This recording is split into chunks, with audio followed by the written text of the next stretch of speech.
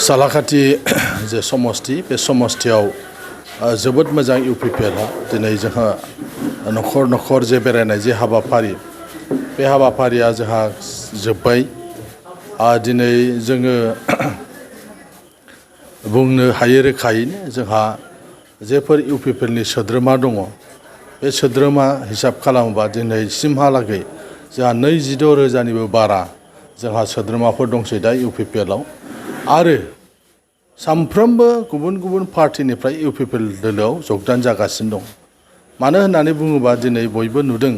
जे प्रमद बर'नि नैथि खेबनि जे सरकार बे सरकारा फैगासिनो दङ आरो बे सरकारजों जाहाथे सालाखाथि समस्तियाबो थाफानो हायो जाहाथे सालाखाथि ओनसोलाव जौगाखांनायनि खामानि मावनो हायो बे ओनसोलाव गोबां फसंथानफोर नांगौ दिनै डिग्री कलेज गैया बेयाव बे ओनसोलाव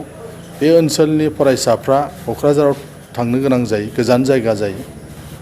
सोरबा बासुगाव हाबहैयो सोरबा बिद्यापुराव सोरबा सापराव हाबहैयो बेबायदि धलमारा ओनसोलनि फरायसाफ्राबो दा बेनिखायनो बे ओनसोलाव गंसे डिग्री कलेजनि गोनांथि दङ जेखौ जोङो सरकार दाखांनायनि उनाव आसामनिफ्राय जे मोनफ्रोमबो जिल्लायाव जे मडेल कलेज हरनाय जादों बे मडेल कलेजखौ जों बुंदों सालाखाथि धलमारानि गेजेराव बेखौ गायसननाय जागोन होननानै दिनै एनटिपिसि दङ सालाखाथियाव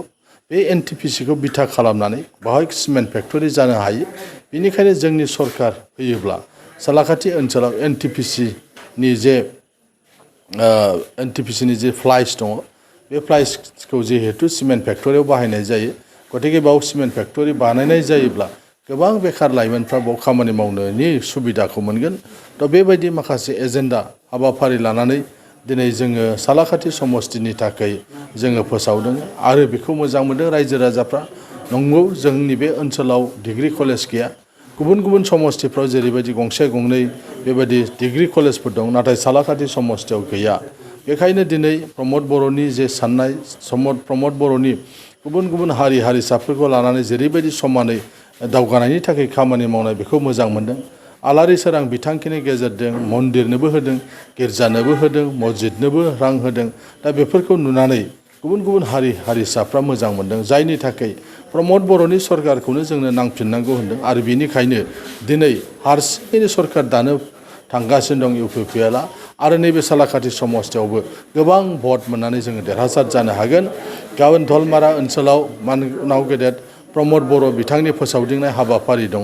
हेलिकप्टार प्रग्राम दा बेनि थाखाय ओनसोलनि रायजो राजाफ्रा साखाफारा जानानै दङ धलमारा आरो आइ भान्डारिनि बे मोननै भिसिडिसिनिखौ लानानै बे प्रग्रामा जागोन बाहाय 10,000सो सुबुंफ्रा बाहाय बाहागो लाफैगोन जायनि गेजेराव प्रमद बर' जोंनि मानगोनां मानाव गेदेर चिफ बिथाङा रायजो राजाफोरनि सिगाङाव फैबाय थानाय बिसायख'थियाव माबादि जोंनि इउपिपिएल दोलोआ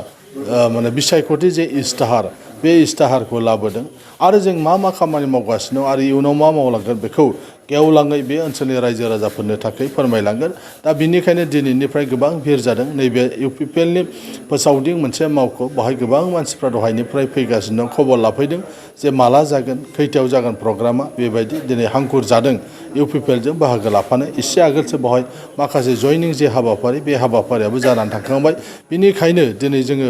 बुंनो हायो दिनैनो जे 9 सान दंबावोब्लाबो जों गोबां भट मोननानै दिनै जों सालाखाथि समस्तिखौ देरहागोन आरो सालाखाथि समस्तियाव जौगानायनि खामानि मावनो हागोन